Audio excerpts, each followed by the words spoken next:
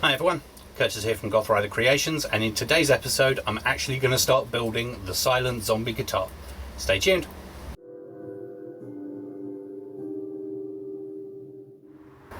So, time to get started.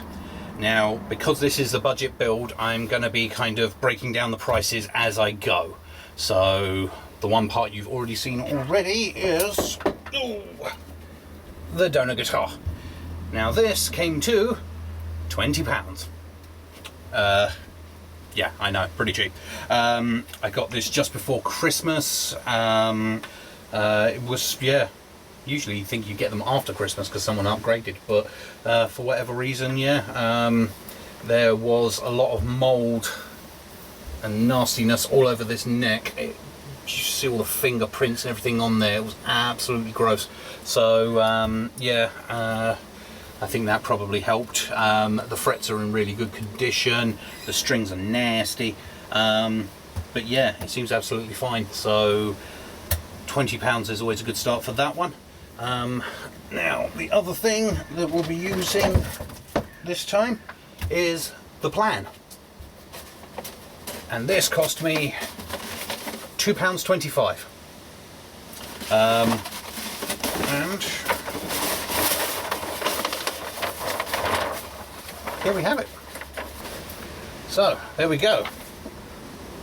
Sorry, I don't have a lot of space in the workshop. And yeah, this was slightly different.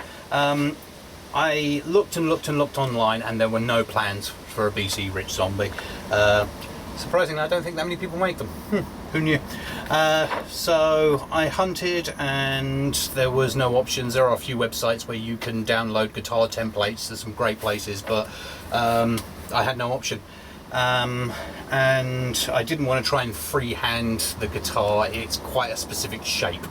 So I looked around and I found a local company who do commercial printing. And I want to say a massive thank you to Lollipop Printers. They were really amazing. If you're ever in the Gatwick area, check them out, they're really awesome. And yeah, this was basically just a picture I found on Google of the guitar. I found as close to a top-down view as I could get, and then all I did, probably see there, I put a line where the middle of the bridge is. I put a line at the front of the nut, and then I told them how long that needed to be.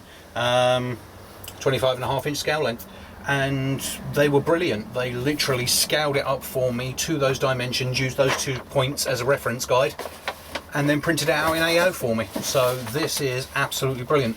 Now the scaling is slightly off from the front of the nut line to roughly the middle of the saddles. It's 1 centimetre longer than it should be. Now I think that's my mistake, because I believe the locking saddle, the locking nut at the top has the nut slightly forward, and similar with the system here, it's not what I'm used to. But if the whole scale length is only 1 centimetre out, that means this guitar is about 1 to 2% larger than it should have been. Now, if someone's making an exact replica, don't do this, because it's not going to work. But for someone like me that's making a pretty close replica, I just need the rough shape, the rough positioning of things. So this is absolutely ideal. And yeah, less than £2.50 for an AO print of a guitar that you can then use. Absolutely brilliant. I could have tried to scale it myself and mess around and print multiple pages and then try and stick them all together, but anyone that's tried that will know that unless you get it right first time, you are wasting a couple of print cartridges and a ream of paper, and then that's already cost you 30 quid. So for me, that was a no-brainer. Now what we did was got the light box going, and we have the templates. So there she is, all ready to go. And we have the cutout template there. So this is all nice and easy. As I say, the scale is not 100% perfect, and the center line doesn't match perfectly with the center of the neck pocket. I've got a feeling I've traced it out badly. Now what I'm going to do is, because I'm using an existing neck from the guitar, I can kind of position this wherever I want to. So if I want to pull this curve out a bit further, bring in the neck pocket across 5mm, 8mm, 10mm, whatever I want to do, I can then set this up to a more central line.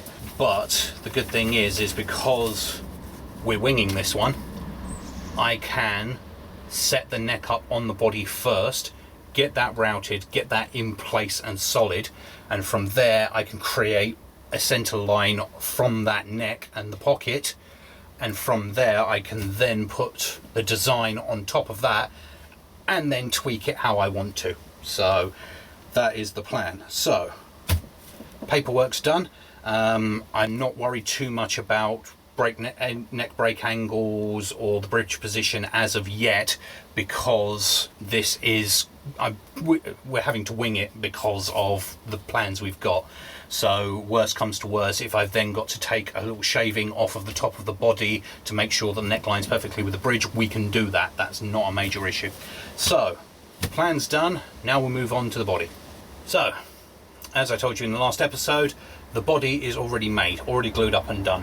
Now I hunted through my hard drives and I tried to find the footage of me gluing up this body blank. Can I find it? Is it anywhere? Yeah. Now unfortunately I did lose a memory card to corruption, which is the nature of these things, and knowing my luck, that's where the footage is.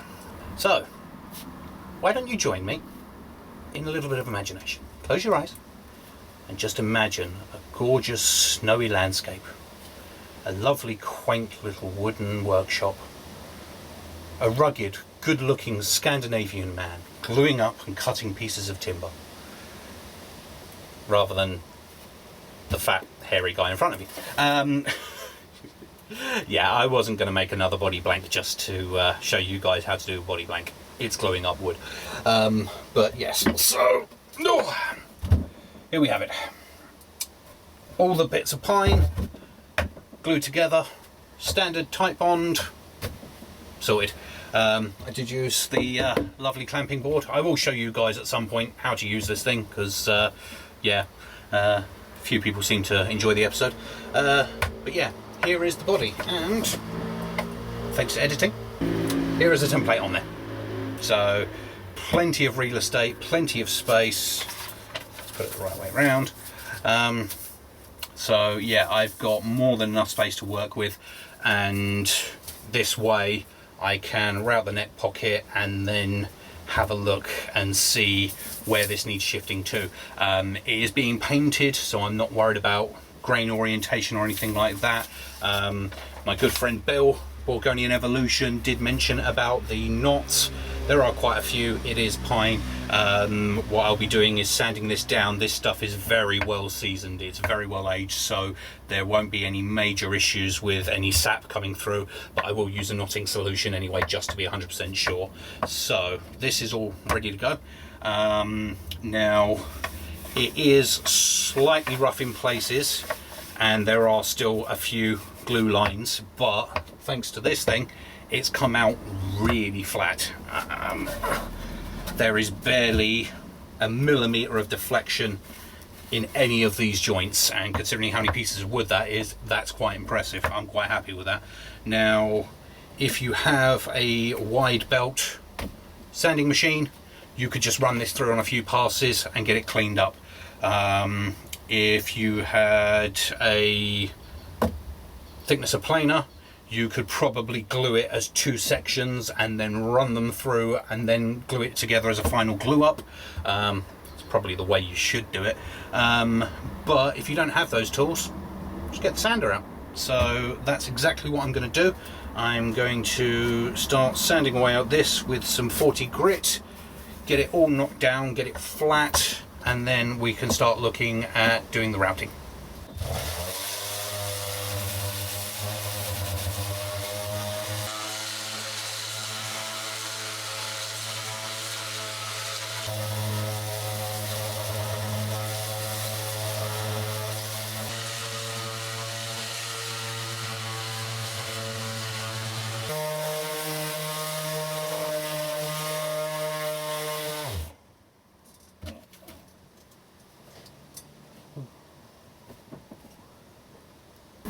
Oh. So there we go. That was about 15 minutes work, and that I'm happy with. And if you're not entirely sure, that's it sanded, and that's it not sanded. So yeah, one of the things I deliberately did when I milled the timber is I didn't sand any of the saw marks, and then that way when I came to this point I could see any of the saw marks poking through, and then I'd know how much to keep sanding. Next we are going to do the neck. Now I've dismantled the guitar off camera because, you know, you guys don't need that. So we have the neck, and what I've done, thank you Sander, I've done a basic tape line, center line on here. It doesn't need to be 100% accurate at this point because I'm going to use the technique that everyone else does of getting 2 pieces of material either side and then running it out, then getting your center line from there by bisecting the outer edges. But for now it's a kind of quick and dirty center line, so I know where I am and we know where the neck's going to go. Now what I'm going to do is I'm going to try and route most, if not all, of the pocket, so I've got as much surface as possible. Still not 100% sure if I'm going to actually still bolt this one in or glue it in, but I want to make sure there's as much surface area as possible. So I'm going to use one of my 0.7 fine tip pencils. Thank you Todd, Sweet Tea. 12 of these from the pound shop. Nice money saving tip. So we're going to, in fact, if we draw out the design first,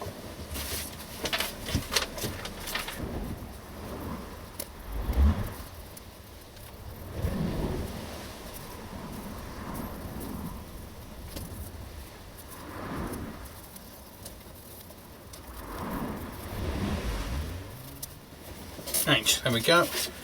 Really quick and dirty, but it doesn't need to be perfect. So that's that. Now, if we look here, we will go as far as we can, and as a little insurance, we will look at our picture, and we can see that the pickup here is, top edge is right in between this curve and this curve. So if we bisect that line, then we know that's where the neck pickup goes, and the fretboard, the end of the fretboard, needs to sit just in line or just above that. So if we use that as our rough dating line, then there's about 1 inch in between there. So if we go there's 1 inch there, so that's 25 mil. So if we go 12.5 mil there, then that is roughly our line.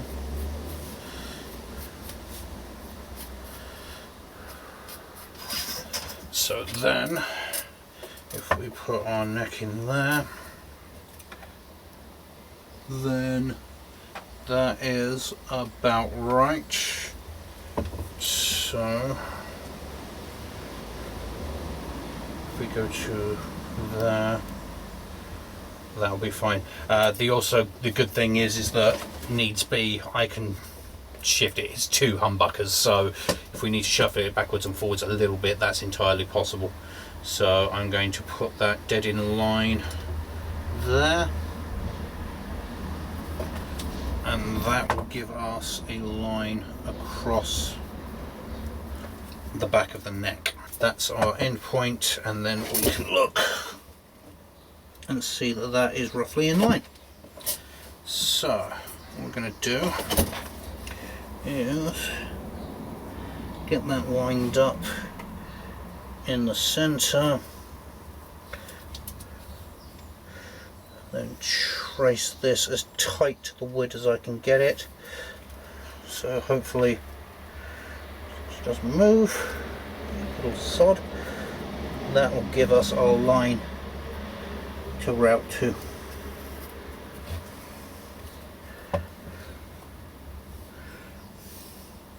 Perfect. So that is our neck pocket.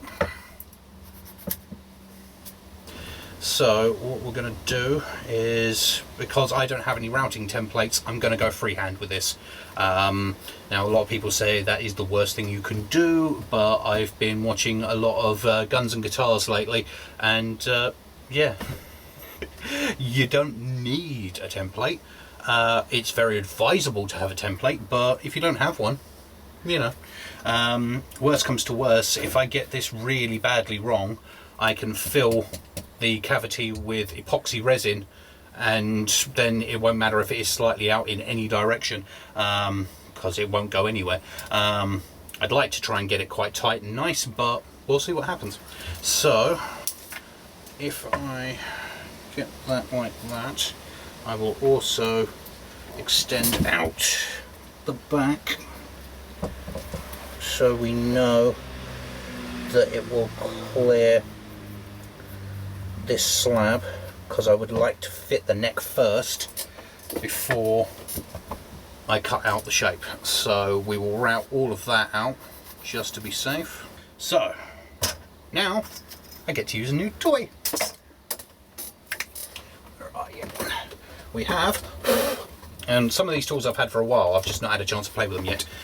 First of all, we have the Forstner bit set. Next we have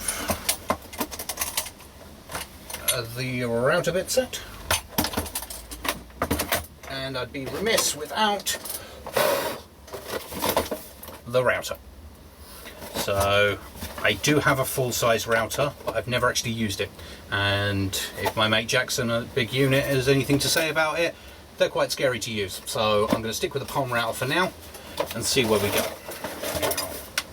This was a Christmas present from Mrs. Goth Rider, so it's only fair that I use it to build her guitar. So let's get this thing unpacked and see what we're looking at.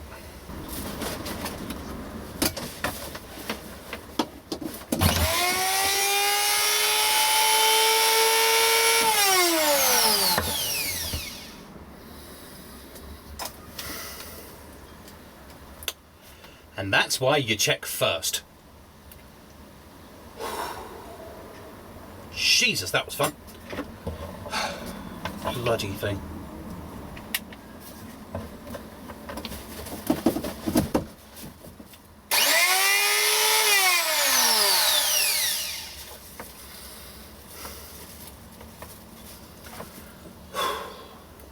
Yay.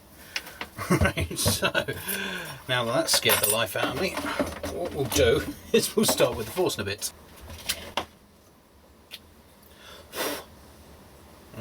Okay, so that'll probably do. Now, probably not the sharpest of things, but we're going to give this a go.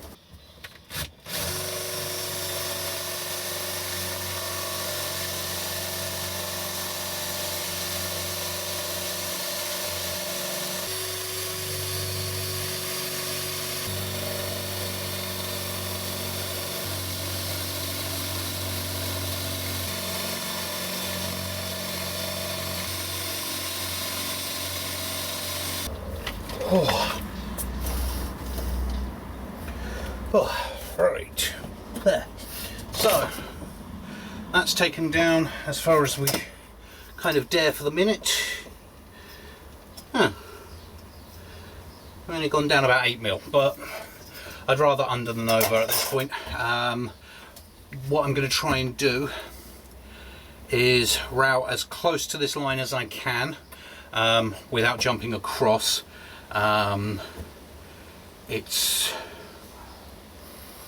It is what it is. If I can go close to the line but without going past it, then I can go back in with chisels or the Dremel or files and then clean up those edges. So that is the plan, and we'll see what happens. I don't like these things.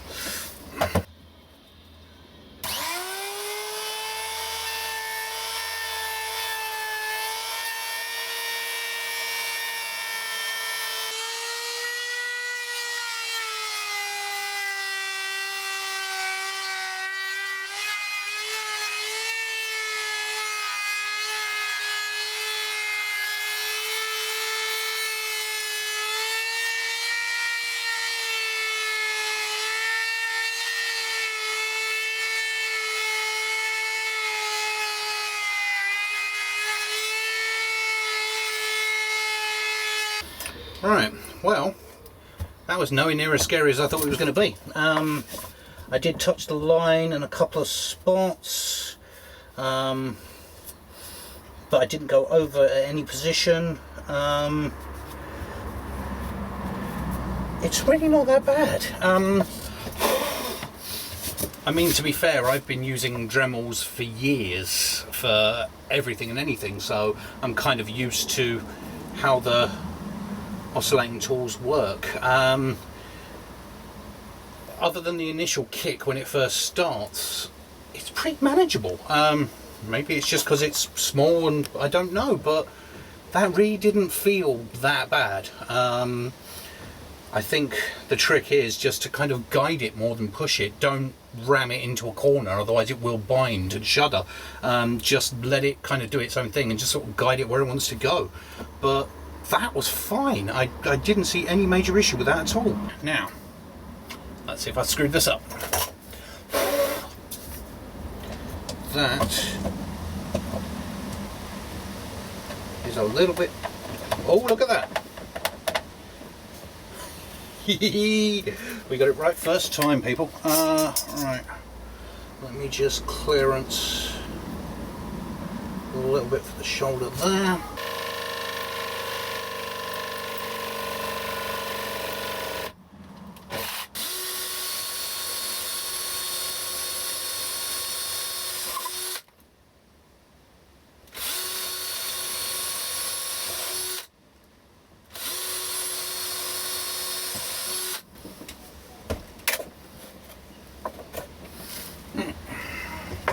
Alright,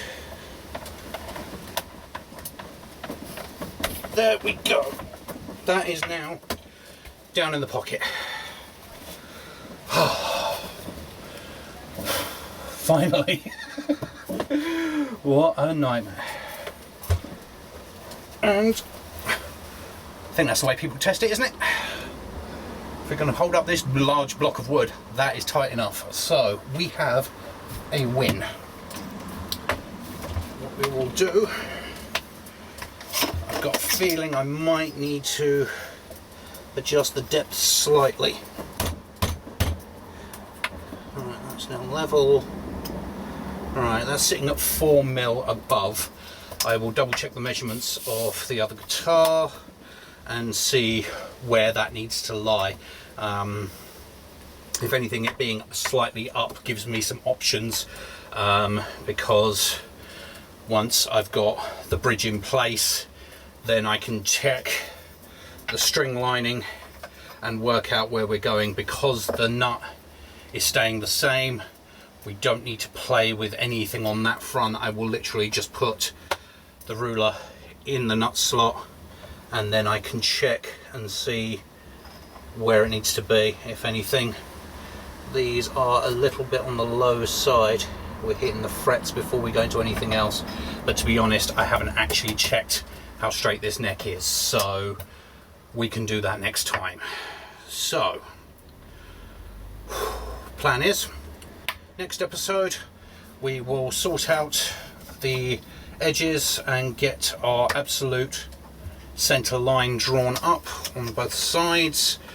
We will then redraw the design on here in its final place with the correct center line, and then we can look at readjusting the truss rod, getting this neck either straight or with a slight back bow, and then I can actually accurately place the bridge.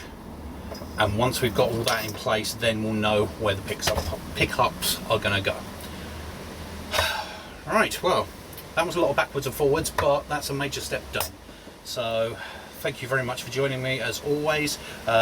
Please subscribe if you haven't already. Massive thank you to Jesper Makes for letting me use that clip. I emailed him and he responded and was really lovely, so thank you very much for that, mate. I love your channel and I love your work, and yeah, I shall see you on the next one. Take care, everyone.